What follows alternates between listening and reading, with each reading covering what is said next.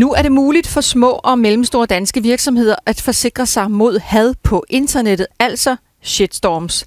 En af de danske virksomheder, som har oplevet en shitstorm, er Jensens Bøfhus. Vi skal lige høre, hvad Niels Krause-Kjær fortalte i Deadline om den sag, dengang den rullede. Det var i september 2014. Inden vi slutter for i aften, så skal vi lige runde et fænomen, amerikanerne kalder for shitstorm.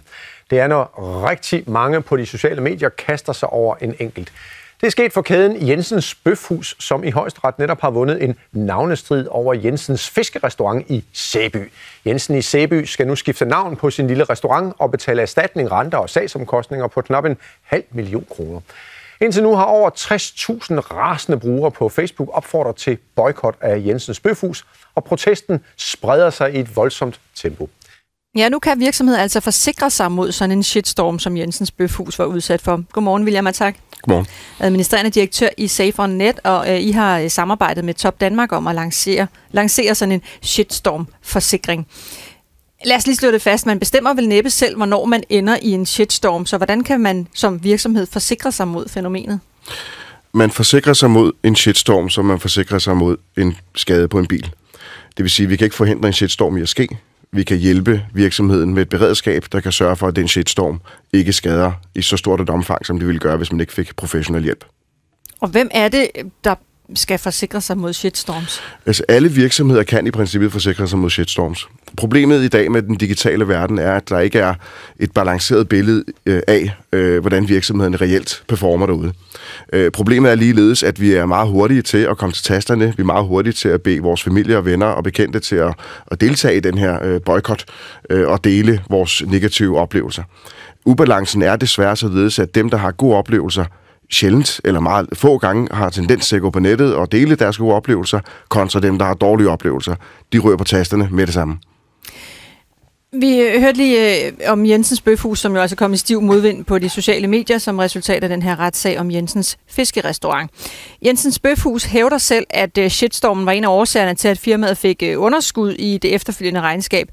Hvis nu vi antager, at Jensens Bøfhus havde haft sådan en shitstorm-forsikring, hvordan ville den så have hjulpet dem i den sag her? Når vi analyserer en shitstorm ned i detaljerne, så er shitstorm bygget op i 4 faser. Du har den indledende fase, det vil sige en strategi, før overhovedet man er ramt en shitstorm eller på vej til en shitstorm. Det er, at man skal være klar til at håndtere den slags sager. Der skal man være beredt på det, om det er personale, eller om det er ledelse, om det er kommunikationsfolk og PR-folk, som er forberedt på det. Så er der optakten til en shitstorm. Det er en ekstremt vigtig fase i shitstorm. Det vil sige, når det er, man ved, der er noget på vej, så skal man være klar med et beredskab. Og det beredskab er blandt andet i henhold til, hvordan man kommunikerer, hvordan man tager sig af tingene, og hvordan man indledningsvis og efterfølgende afslutter. Så er det, når shitstorm raser. Det er det værste fase, der ligesom sker. Fordi der skal man kunne deltage i live-programmer og kunne svare korrekt på sagen. Man skal kunne håndtere, man skal kunne overvåge og finde ud af, hvordan er det egentlig, eller hvor er det egentlig, der foregår noget. Man skal kunne kommunikere med sine kunder. Til sidst, efter shitstorms raseri har faldet til, og at den ikke længere er kørende, så skal man sørge for at kunne rydde op i alt det her. Hele den her professionelle tilgang til, hvordan den digitale verden efterlader skader hos en virksomhed, det er ikke noget, man er vant til. Det traditionelle kommunikationsfolk og kommunikationsstrategier er ikke standardiseret i forhold til. Så man skal vide, hvordan den digitale verden arbejder. Man skal vide, hvordan den digitale verden udvikler sig. Så der er konkrete sager i dag, hvor der stadigvæk 10-15 år efter, stadigvæk på internettet kan findes, når man googler en virksomhedsnavn, en sag. Men for den vedkommende person, der har søgt på virksomhedens navn, er det en helt ny sag. Man tænker ikke, nå ja, det er jo 15 år siden, det er begået en fejl, de har sikkert forbedret sig. Det tænker man ikke. Det er nyt, og man fravælger. Vi har også et eksempel med butikskæden Bilka, som blev udsat for en shitstorm for ganske nylig. Butikken havde fyret den 17-årige gymnasieelev Mohammed Al-Jawaheri, som havde fritidsjob i Bilka. Og han blev fyret, fordi han havde deltaget i en Facebook-debat om islam. Det fik rigtig mange til at boykotte butikken, eller i hvert fald opfordre til boykot i protest over, at Mohammed han havde mistet sit job. Vi skal lige høre, hvad pressechef i Dansk Supermarked, Mads Hvidtved Gran, udtalte om sagen. Vi har brug for at komme til bunds i sagen, og vi har brug for at tale med Mohammed, tale med hans organisation, hvis han er medlem af eksempelvis en fagforening, og så selvfølgelig finde ud af, hvad der er sket i varehuset. Hvorfor tror du, at pressechefen han siger, som han gør her? Pressechefens holdning til det er jo lidt i generalisering i forhold til, hvordan Bilka tænker, hvordan Bilka gør. Vi kender den her sag ret godt, fordi vi har valgt at analysere på sagen, og vi har valgt at gå ind i dybden med sagen. Bilka er nødt til at forholde sig kollektivt. Vores analyse i sagen, hvor vi tror ret meget på, når vi tager fat i gerne 25 unge arbejdere i Bilka, så vil vi gerne finde frem til, hvad er deres holdning generelt til deres chef. Bilka skal naturligvis stå til ansvar for, hvad en medarbejder eller en chef gør, og måske fejlbehandler en medarbejder. Men vi mener helt sikkert ikke, at Bilka skal tage så stort omfang skade, fordi en medarbejder eller en chef i Bilka har begået en kæmpe brøler i den her sag. Hvis jeg forsikrer min bil, så dækker forsikringsselskabet, hvis der sker et eller andet med den. Kan man som virksomhed være sikker på, at de kan redde virksomheden ud af en shitstorm med sådan en forsikring her? Det kan man vel ikke? Jo, i princippet med spørgsmålet er, hvor stor skaden bliver.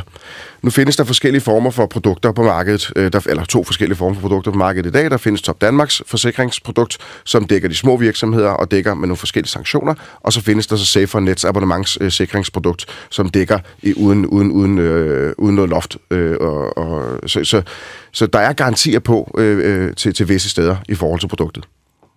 Tak for det, William Tak. Selv tak. Administrerende direktør i SaferNet, som altså samarbejder med Top Danmark om de her shitstorm-forsikringer. Og så godmorgen til dig, Vagn Jelsø. Godmorgen. Vicedirektør i Forbrugerrådet Tænk, og du har stået og lyttet til interviewet her og snakken om shitstorm-forsikringer. Vi kunne jo godt debattere, om omfanget af de her shitstorms er rimeligt. Vi kunne også se det som forbrugerens længe savnede ventil. Hvad er Forbrugerrådets umiddelbare holdning til, at man nu kan forsikre sig mod de her shitstorms, altså lukke ned for folks utilfredshed på nettet? Det har vi ikke rigtig nogen holdning til, vil jeg virkelig sige, fordi at om en virksomhed synes, at den har en kommunikationsafdeling, der er dygtig nok til at håndtere de moderne medier, eller den vil læne sig op af ekstern assistance, det kan man jo som forbruger være ret ligeglad med. Det interessante er jo, hvad det er for et fænomen, vi er udsat for her. Og hvad mener du, det er for et fænomen? Jamen altså, det er jo, at vi skal vende os til, at medier er noget andet i dag, end det var for 100 år siden, og der er nogle andre spilleregler derude. Jeg tror ikke, det er sådan, nu startede du med at tale om forbrugermagt. Jeg tror, det er de færreste almindelige forbrugere, der er i stand til ligesom at iscenesætte en shitstorm. Der er nogle mekanismer på spil der, som de færreste af os håndterer. Så det vi skal vide, det er jo, at internettet følger nogle andre regler, end de gamle morgenaviser gjorde, og at det derfor det bliver en slagmark for nogle kræfter, der gør, at vi ikke bare kan gå ud fra, at når vi går ud på og laver en Google-søgning for eksempel, at så får vi den absolutte sandhed at vide om virksomheden på et splitsekund. Sådan er det ikke. Der er noget større på spil fra begge sider, kan man sige. Men vi vil jo gerne som forbruger have muligheden for, altså det er jo lidt det, der er fidusen ved Facebook for eksempel, at når man så har haft en dårlig oplevelse, så kan man gå ind og skrive det der, og så får man lige i hvert fald signaleret til sine nærmeste venner, den her café, den skal I måske holde jer fra. Man behøver ikke at ligge og ringe til dem alle sammen. Er det ikke sådan at overskride vores muligheder, at der kommer sådan en forsikring, at der kan komme nogen ind og sige, men sådan skal det ikke fungere. I må ikke lægge de her oplysninger ud på Facebook. Jamen altså, man må jo godt lægge de der oplysninger ud på Facebook, kan man jo starte med at sige. Man må jo godt lave ratings på Trustpilot eller andre steder. Man skal bare vide, at der altså er virksomhederne tænker i medieplejer, det gør de også. De tænker også i, hvordan bliver de præsenteret på Google. Selvfølgelig gør de det, vil jeg tilføje. Det synes jeg heller ikke, der er noget odiøst i. Men så skal man altså bare vide, at hvis du vil have den fulde sandhed at vide om en virksomhed, så er det ikke gjort med at kigge på side 1 på et Facebook-søgning.